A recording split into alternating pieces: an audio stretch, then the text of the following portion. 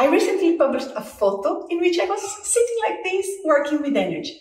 And so many people wrote to me, what? Can you do VELO sitting like this? Can you work with energy sitting like this, like in a Lotus position? Today I'm going to tell you what position I use to work with energy, why, and if it's okay or not to use this position. I hope it helps you.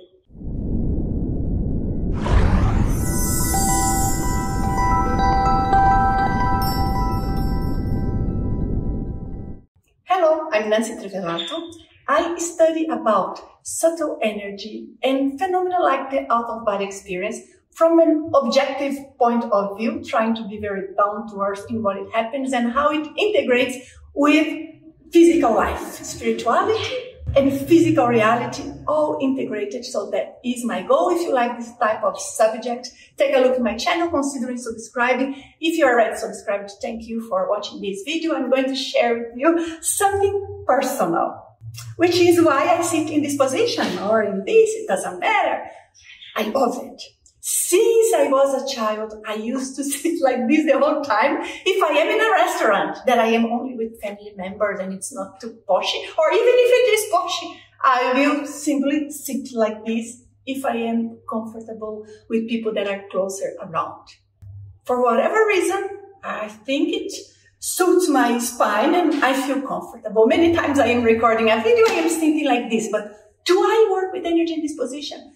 And especially, can we do VELO technique in this position? If you're not familiar what VELO is a method to apply ancient technique that exists since Buddha time. I have developed this method throughout 15 years of research. There's a lot. I have put all of that in a book, which is a 500-page book called Vibrational State and Energy Resonance.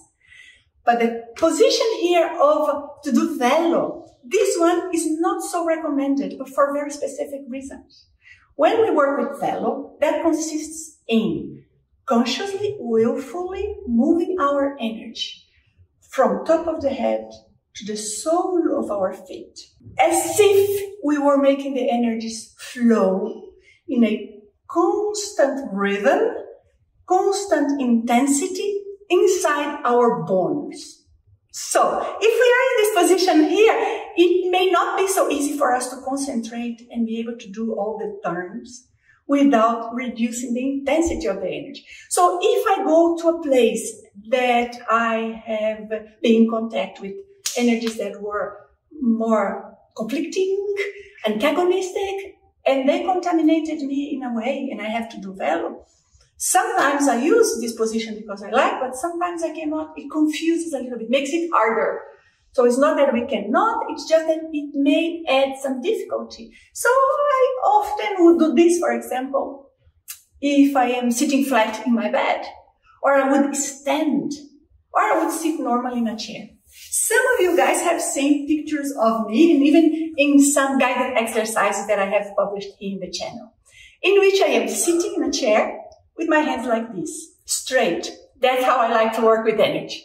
Straight, not always slouched in an armchair, unless I'm trying to leave the body. If I'm trying astral projection, it's in a different way that I do the exercise. The routine would be different.